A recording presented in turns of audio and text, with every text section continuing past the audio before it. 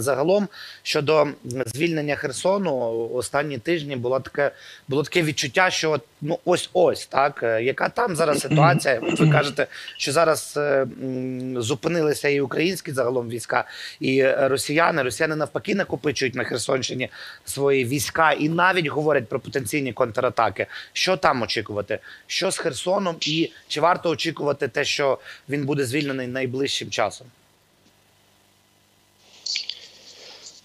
Очікування оптимістичні в Херсоні створювали тільки наші керівники.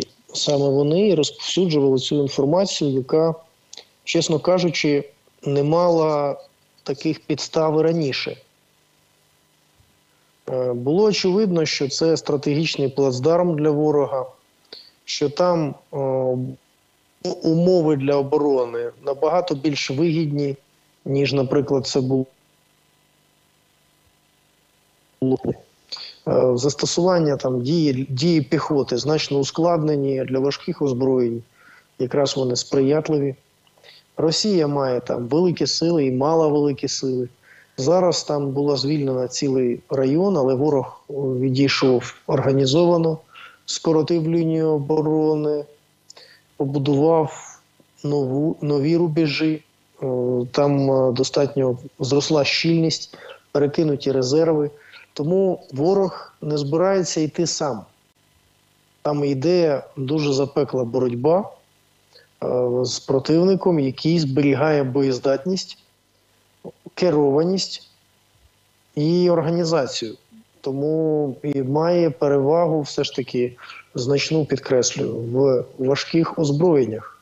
І в бронетехніці, і в авіації має велику кількість боєприпасів.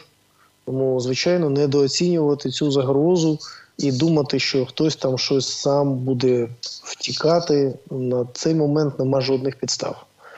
Ми не знаємо зараз, які терміни, яким чином ситуація на Херсонському плацдармі російських військ, на Херсонському напрямку, вона погіршиться настільки, що вони почнуть втікати. Поки що спротив ворога не зламаний.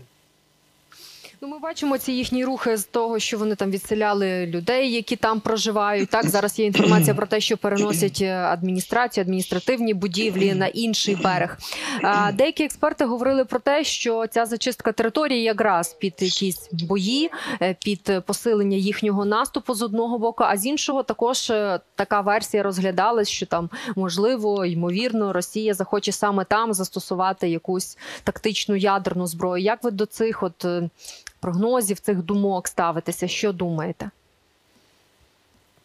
В першу чергу ворог намагається спростити собі логістику і звільнити пароми, переправочні засоби для того, щоб замість цивільних потреб вони були перекинуті виключно на військові.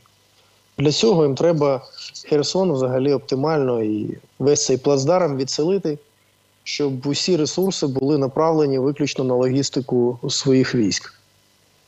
Тому саме з цим в першу чергу і ці заходи пов'язані.